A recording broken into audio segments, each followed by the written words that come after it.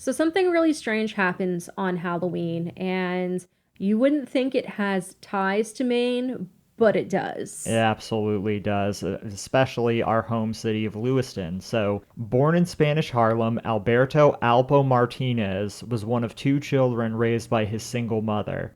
He attended three schools: a Roman Catholic school, Automotive Mechanical High School, and Julia Richmond High School before he dropped out his sophomore year. Martinez started selling drugs at 13 years old, where he met West Side Harlem drug dealer A.Z. Faison. Martinez started to put in work over the years and eventually became one of the biggest drug dealers in the city. He later moved to Washington, D.C. to expand operations, where he quickly became involved in the city's underworld and elevated drug activities. He later met Wayne Silk Perry, who was a notorious gangster and D.C. enforcer who would later become his bodyguard and hitman. So Martinez was indicted on federal drug charges in July of 1990 with two other men. The indictment against Martinez was dismissed when he remained a fugitive at the time when their trial began in November. According to the affidavit, a man by the name of Nathaniel Watkins, who was Martinez's co-defendant, told the FBI that he was present when Martinez gave $300,000 to a fellow drug dealer in Crystal City, Virginia, in a hotel room, and then instructed the man to take the money to New York in 1989. Watkins informed the FBI that this drug dealer rode to New York in a limousine, which Watkins and his girlfriend followed, and they all went to an apartment in Harlem where they met Alpo Martinez, who had flown to New York. Several witnesses testified that Martinez was a supplier of crack and that members of the drug ring were involved in several killings. Now you're wondering how this ties in with Lewiston. We're going to get there. So on November 7th of 1991, Martinez was arrested in Washington, D.C. for selling drugs. He was charged with conspiracy to commit murder, various drug charges, and 14 counts of murder, including the murder of D.C. drug dealer Michael Anthony Salters, aka Frey, and Brooklyn drug dealer Demencio Benson. Facing the possibility of either the death penalty or life imprisonment without the possibility of parole, Martinez turned informant and testified against members of his organization. For his testimony against Silk Perry, who received 5 consecutive life sentences without the possibility of parole, Martinez in turn was sentenced to 35 years in prison. So Martinez was released in 2015 after serving his time at ADX Florence, which is a federal supermax prison located in Fremont County, Colorado. It's where they put the worst of the worst. He then entered the Federal Witness Protection Program and assumed the identity of Abraham Rodriguez, and he was relocated to Maine, first staying at an extended stay hotel in South Portland, and then in Lewiston, Maine, where he lived a quiet life in a 3-bedroom apartment building at 169 College Street, which is coincidentally across the street from the apartment I lived in for 6 years.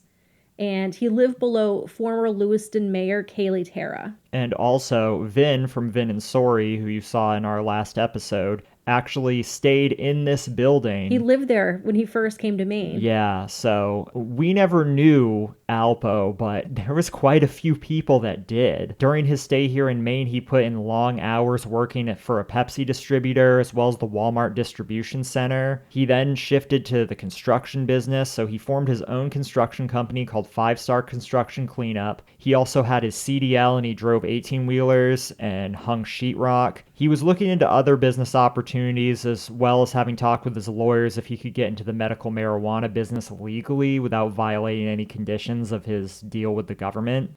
However, he wasn't keeping a low profile at all. He traveled extensively with friends. He had access to VIP rooms at clubs. He hung out with famous rappers and producers and appeared in YouTube videos bragging about his past exploits. There's one in particular where he drives to the site of where he basically ordered the killing of a man named Rich Porter. There's tons of stuff on YouTube about this. He was very open about talking about the things that he did. I believe Nathaniel Watkins, his co-defendant, was actually cousins with Rich Porter. I remember reading that as Yeah. well. When Albo's mother and sister both ended up with cancer, he traveled back and forth from Maine to New York City several times a month, which is no short drive at all. I believe he was flying, and that's kind of a pain Yeah, as well. it's quicker, but if you have the money, you can Yeah. definitely do it. Martinez always had a lot of cash on hand and had many vehicles registered in different states under the names of other people. He was also really well liked by the friends that he made in Maine, as well as his neighbors. They would have cookouts. He'd help them out when they were in need. One neighbor said when they broke their ankle, he would order them pizza, take care of them. He was described as being funny, inspiring, fun to be around. He actually never took drugs himself and he didn't drink. He liked to play loud music and he'd play video games on his 85-inch television, which actually seemed really out of place because I guess his apartment wasn't decorated or furnished well at all. It was extremely sparse, like someone was like half living in it, never bothered to unpack type of thing. He also had a way with women and had many Many.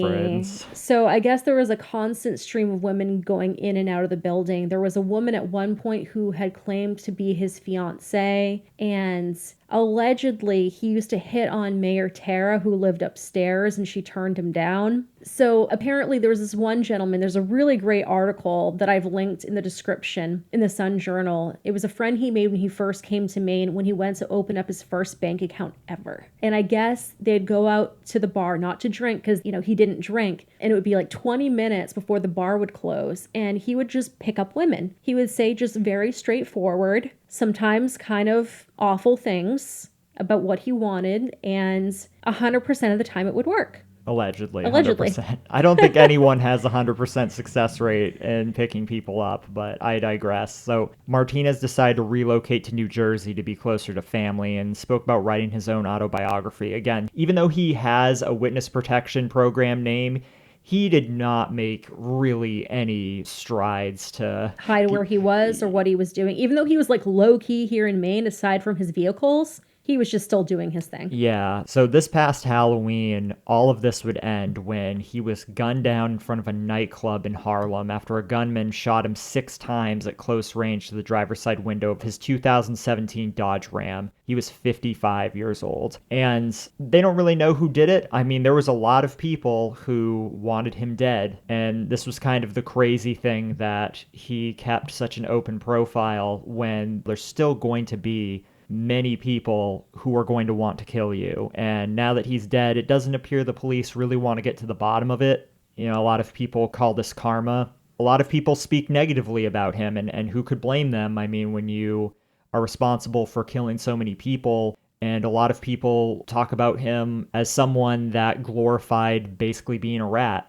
In his own words, he said, "I don't promote being a rat, a government witness. I promote being a man and walking in your shoes." I mean, a lot of people just look at that as a cop-out, but neither here nor there. This is somebody who definitely responsible for murder, but so many people in our community spoke so highly of. It's interesting how people who have committed murder don't necessarily look like evil people. I find that interesting. And I also find it interesting that despite his really public profile and not really hiding who he was, we didn't really know. A lot of people didn't know who he was around here. The banker friend he had before Alpo moved back to the New York, New Jersey area, he sat him down and told him to Google Alpo Martinez and was like, wow. He's like, well, this is not who you are now, but yeah, nobody knew. I know. What do you guys think about this? Can somebody really reform themselves like this? Is somebody capable of murder always evil? Is it more complicated than that? If you're interested more in Alpo and everything that he did, there are many, many things on YouTube, many interviews with him,